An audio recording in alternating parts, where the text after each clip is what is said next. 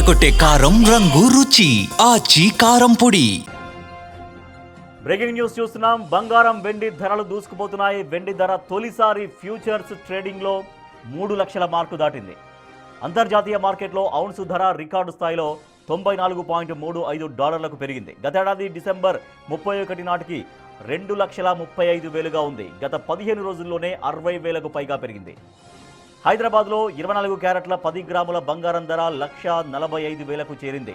ఇటు 22 క్యారెట్ల 10 గ్రాముల బంగారం ధర 1,33,000కు పెరిగింది.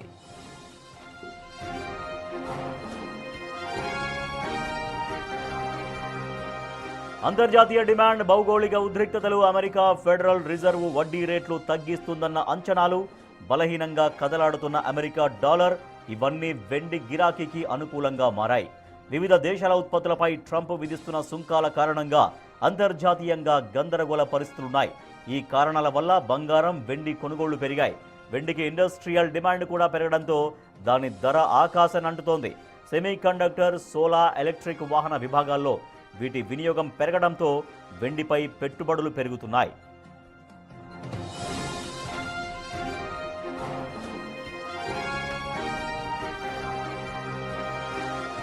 బంగారం, వెండి ధరలు దూసుకుపోతున్నాయి. ఆకాశమే హద్దుగా బంగారము, వెండి ధరలు రోజు రోజుకు పెరిగిపోతూనే ఉన్నాయి. సామాన్యులకి బంగారం, వెండి అందనంత స్థాయిలో దూసుకుపోతున్న పరిస్థితి. తొలిసారి ఫ్యూచర్స్ ట్రేడింగ్లో 3 లక్షల మార్కు దాటింది సిల్వర్. అంతర్జాతీయ మార్కెట్లో ఔన్సు ధర రికార్డు స్థాయిలో $90.35 పెరిగింది. గత ఏడాది డిసెంబర్ 31 నాటికి వెండి ధర 2,35,000గా ఉంది. గత 15 రోజుల్లోనే ఏకంగా 60,000 ధర పెరిగింది. ఏకంగా ఇప్పుడు 3 లక్షల మార్కును చేరింది వెండి ధర కిలోకి. హైదరాబాద్లో ఒక బంగారం ధర చూస్తే 24 క్యారెట్ల 10 గ్రాముల బంగారం ధర అంటే తులం 1,45,000కు చేరింది. ఇటు 22 క్యారెట్ల బంగారం ధర తులం 10 గ్రాముల ధర 1,33,000కు చేరిన పరిస్థితి.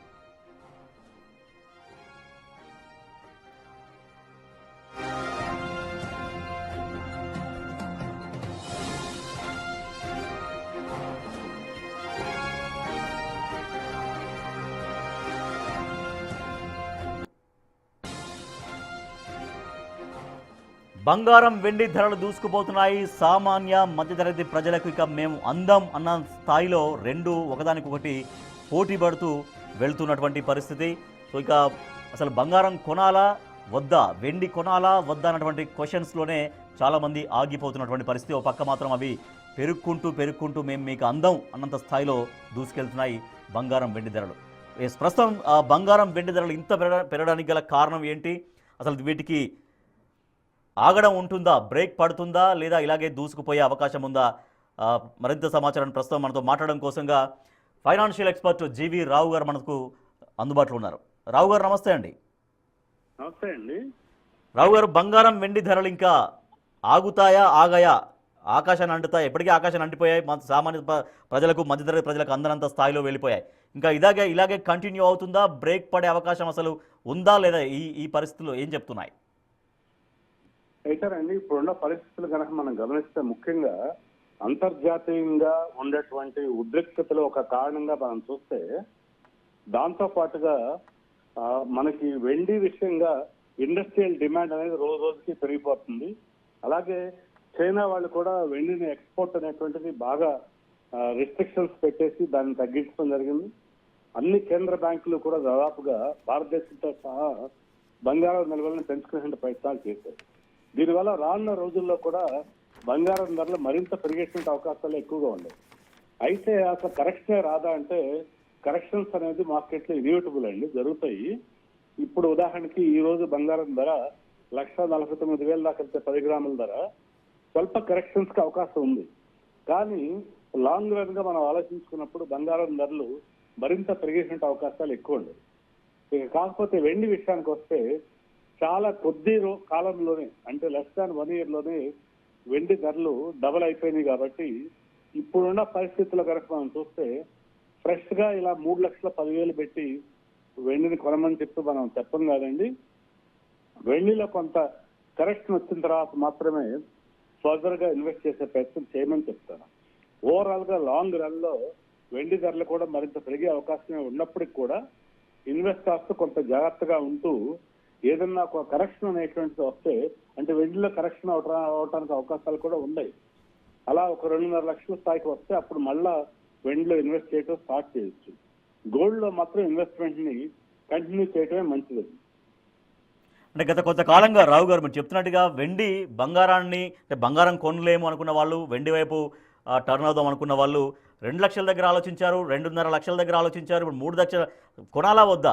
2 లక్షలకు కొంటే మళ్ళీ సడన్గా పడిపోతుందేమో, 1.5 వస్తుందేమో, లేదంటే 2.5 లక్షల దగ్గర కొన్నాక 2 లక్షలకు పడిపోతుందేమో, ఇట్లా అనేక డౌట్స్ వస్తున్నాయి. ఇప్పుడు ఏకంగా 4 లక్షలు కూడా దాటడం పెద్ద కష్టం కాదనేది కొంత అంచనా వ్యక్తమవుతుంది. సో మీలాంటి వాళ్ళు సజెషన్ చేస్తున్నారు, కరెక్ట్ కాదేమో అంటున్నారు. బట్ వెండి మాత్రం ఆగట్లేదు. ఎందుకు మరి బంగారంతో పోల్చుకుంటే వెండి ఇంత స్థాయిలో భారీగా పెరగడానికి? సరే, ధర పెరగడం ఒకటి, కానీ ఈ స్థాయిలో ఏకంగా రోజుల్లోనే ఇంత స్థాయిలో పెరగడం కారణం ఏంటంటున్నారు?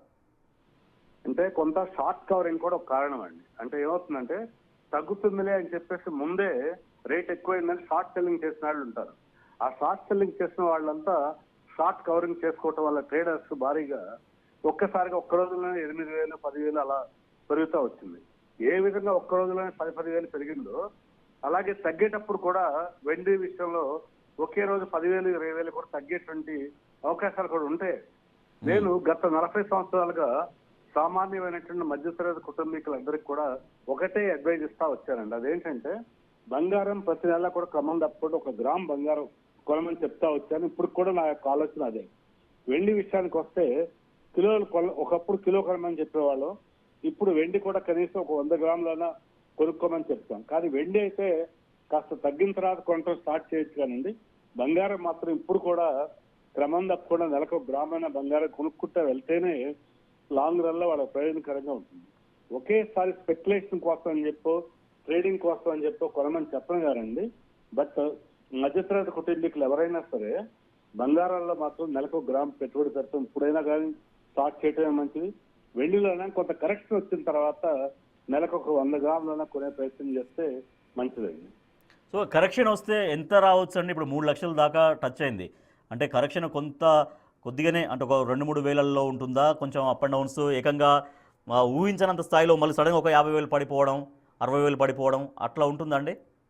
అంటే ఒకేసారి 50,000-60,000 పడకపోయినా సరేనండి, మన గనక ఏదైనా ఒకవేళ ఉక్రెయిన్ రష్యా వార్ గనక క్లోజ్ అయిపోయినా, ఏదైనా ఇంటర్నేషనల్ గా కొంచెం పీస్ ఎన్విరాన్మెంట్ ఏర్పడిందనిపించిన, జియో పొలిటికల్ కండిషన్స్ లో కాస్త మార్పులు కనుక వస్తే అప్పుడు వెండి ధరలో కొంచెం ఎక్కువగానే తగ్గే అవకాశం ఉంది.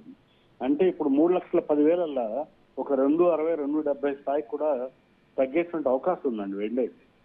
బంగారంలో మరీ అంత తగ్గుదల ఉండదండి. అది ఇప్పుడున్న 1.50 స్థాయి నుంచి 1.40 రావచ్చు తప్పితే బంగారం ధరలో ఎక్కువ మార్పు రాకపోవచ్చు. కానీ వెండిలో మాత్రం కొంత ఫాల్కి అయితే ఒక అవకాశం మాత్రం ఖచ్చితంగా ఉందండి. అంటే సిల్వర్ను ఇప్పుడు రేర్ ఎర్త్ మెటల్స్ జాబితాలో చేర్చడం వల్లనే వెండికి ఇంత ఇప్పుడు వచ్చిందా? దానికి రేటు లేకపోతే మొత్తం అందరంత ఎత్తు పెరిగిపోవడం కారణం ఇదే అంటారా? ఆ కారణం కన్నా కూడానండి ప్రధానంగా ఏంటంటే ఇండస్ట్రియల్ డిమాండ్ ఎక్కువైపోవటము, తర్వాత ఏ దేశాల దగ్గర అయితే వెండి నిల్వలు ఉండి ఒకప్పుడు ఎక్స్పోర్ట్ చేసేవాళ్ళు వాళ్ళు కూడా ఆ యొక్క ఎక్స్పోర్ట్స్ ని తగ్గించేసి వెండి నిల్వలను ఇంకా పెంచుకుంటూ వెళ్తాము. దీంతో పాటుగా సోలార్ ప్యానల్స్ కి వీటికి కూడా వెండి యొక్క అవసరాలు ఇంకా ఎక్కువ అవడంతో ఓవరాల్ గా వెండి అనేటువంటిది కేవలం ఆభరణాల కోసం కాకుండా ఇండస్ట్రియల్ డిమాండ్ లో కూడా చాలా ఎక్కువ అవటం వల్లే వెండి యొక్క డిమాండ్ పెరిగింది. వీటికి తోడుగా ఈ యొక్క స్పెక్యులేటివ్ ట్రేడ్ కూడా ఎక్కువగా జరిగాయండి. దానివల్ల వెండికి మరింత డిమాండ్ పెరిగింది. ఈ డిమాండ్ అమాంతంగా ఏం తగ్గదండి. కాకపోతే ఏంటంటే ఈ షార్ట్ సెల్లింగ్లు ఇట్లా చేసినటువంటి వాళ్ళ యొక్క స్పెక్యులేషన్ కొంత తగ్గటానికి, అలాగే ఇంటర్నేషనల్ సిచ్యువేషన్ లో కొంత మార్పు వస్తేనే మనం కొంచెం డ్రాస్టిక్ ఫాల్ అనేది చూడగలుగుతాం. రైట్. ఫైనల్గా ఏం సూచిస్తారండి రావు గారు? ఇప్పుడు ఎందుకంటే ఒక 2.5 లక్షల వెండికి ఆ ధర వచ్చినప్పుడే చాలామంది కొందాం అనుకున్నారు, మళ్ళీ వెనక్కి తగ్గారు. ఇప్పుడు ఆ ధర 3 లక్షలు దాటిందంటే అరే అప్పుడు కొంటే బాగుండేది అనేటువంటి ఒక ఫీలింగ్లో ఇప్పుడు చాలామంది కనిపిస్తున్నారు. సో ఇప్పుడు ఫైనల్గా మీరు ఏం చెప్తారు? ఇప్పుడు కొంత అట్లా ఇన్వెస్ట్ చేద్దాం అనుకునే వాళ్ళకి ఎగ్జాక్ట్గా ఏం చెప్పగలుగుతారు రావు గారు? ఎవరైనా సరే నేనేమని చెప్తానంటే ఇన్వెస్టర్ ఎప్పుడు కూడా మనం ఖచ్చితంగా ఇదే ప్రైస్ కరెక్ట్ ప్రైస్ లేకపోతే ఇంత ఖచ్చితంగా తగ్గుతుందని ఎగ్జాక్ట్ గా ప్రెడిక్ట్ చేయలేం. కాబట్టి ఒక 100 రూపాయలు పెట్టుబడి పెట్టాలనుకునే వాళ్ళు ఒక 10 రూపాయల పెట్టుబడితో స్టార్ట్ చేసి తగ్గినప్పుడల్లా మరికొంత యాడ్ చేసుకుంటూ వెళ్ళాలండి.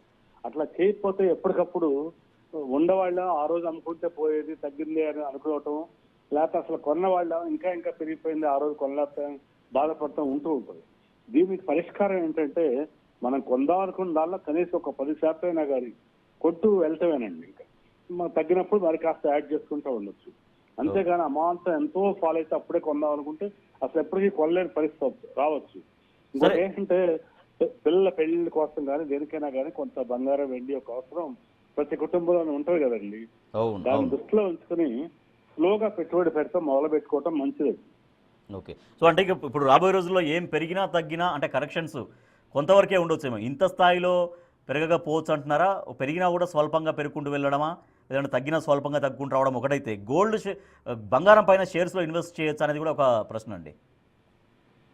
ఏమండి, బంగారంలో పెట్టుబడులు మాత్రం కొనసాగించడం మంచిదండి. గోల్డ్ రేట్లు అయితే పెరుగుతూనే ఉండే అవకాశాలు ఉన్నాయండి. తగ్గే అవకాశాలు చాలా తక్కువగా ఉన్నాయి. అంటే గోల్డ్ ప్రైస్ ఇప్పుడు ఉన్న 148 నుంచి ఒక ఏడాది కాలంలో 2 లక్షలు కూడా చేరినా కూడా మనం ఆశ్చర్యపోవక్కర్లేదు. పరిస్థితులు అంత అనుకూలంగా ఉన్నాయి ఆ విధంగా. అందుకని చెప్పి బంగారం విషయంలో ఇప్పటికే పెట్టిన పెట్టుబడులను కొనసాగించడం మంచిది. అలాగే కొత్త పెట్టుబడులు పెట్టాలనే వాళ్ళ స్లోగా వెళ్ళమని చెప్తానండి. సిల్వర్ లో కూడా ఒకేసారి 3 లక్షల నుంచి 2 లక్షలకు రాదండి సిల్వర్.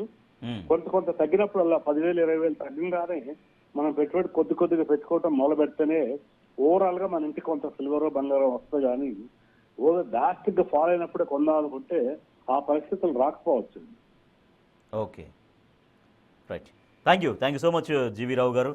సో అది బంగారం వెండి ధరలు విపరీతంగా పెరుగుతూనే ఉన్నాయి, కానీ ఇప్పటికి కూడా ఇంకా పెరిగే అవకాశం ఉంది అని చెప్తున్నారు. బంగారం ధర మాత్రం డెఫినెట్గా పెరిగే అవకాశం ఉంది, కానీ వెండి ధరలో కొంత కరెక్షన్స్ జరగవచ్చు అంటూ మార్కెట్ నిపుణులు చెబుతున్నారు. సో ఆ కరెక్షన్స్ కూడా భారీగా పతనం కాకపోవచ్చు, కొంత చిన్న డిఫరెన్సెస్ తోటే కొంత కరెక్షన్ అవ్వచ్చు, తగ్గవచ్చు. కానీ వెండి పైన ఇన్వెస్ట్ చేయండి అని సజెషన్స్ కూడా పూర్తిగా ఇవ్వలేకపోతున్నారు, ఎందుకంటే వెండిలో కొంత కరెక్షన్స్ జరగవచ్చు, కానీ బంగారం ధర మాత్రం పెరుగుకుంటూనే వెళ్ళే అవకాశాలే ఉన్నాయి. బంగారం పైన కొంత కూడా ఇన్వెస్ట్ చేస్తే కొంత బెనిఫిట్స్ జరిగే అవకాశం ఉంది. వెండి రేటు మాత్రం మళ్ళీ ఇదే స్థాయిలో కంటిన్యూగా పెరుగుతుందని కూడా మార్కెట్ నిపుణులు కూడా స్పష్టంగా అంచనా వేయలేకపోతున్నారు. ఒకవేళ జరిగితే కొంత కరెక్షన్స్ జరగవచ్చు, అది కూడా కొంత వేలలోనే, ఒక 2-3 వేలు తగ్గడమా, 2-3 వేలు పెరగడమా. ఇప్పుడు 2 లక్షలు ఉంది, ఏకంగా చాలా వేగంగా 3 లక్షలు దాటింది, కానీ మళ్ళీ ఇదే స్థాయిలో 3 లక్షల నుంచి 4 లక్షలు 4 లక్షల పైన ఇంత వేగంగా అయితే పెరిగే ఛాన్సెస్ అయితే లేవనే చెబుతున్నారు. సో ఏమున్నా కొంత కరెక్షన్స్ జరగవచ్చు, అది ఆ ధర పెరుగుదలలో కొంత కరెక్షనే జరగవచ్చు. ఒకవేళ తగ్గినా కూడా కొంత తగ్గుదలే ఉంటుంది, కానీ భారీగా తగ్గకపోవచ్చు అంటూ కూడా అంచనా వేస్తారు. కాబట్టి జాగ్రత్తగా చూసి ఇన్వెస్ట్ చేయడమే మంచిది వెండి పైన అనేది మార్కెట్ నిపుణులు చెబుతున్నటువంటి మాట. సో బంగారం ధర మాత్రం క్రమక్రమంగా పెరుగుకుంటూనే వెళ్ళే అవకాశాలే ఉన్నాయి అని చెబుతున్నారు మార్కెట్ నిపుణులు జీవి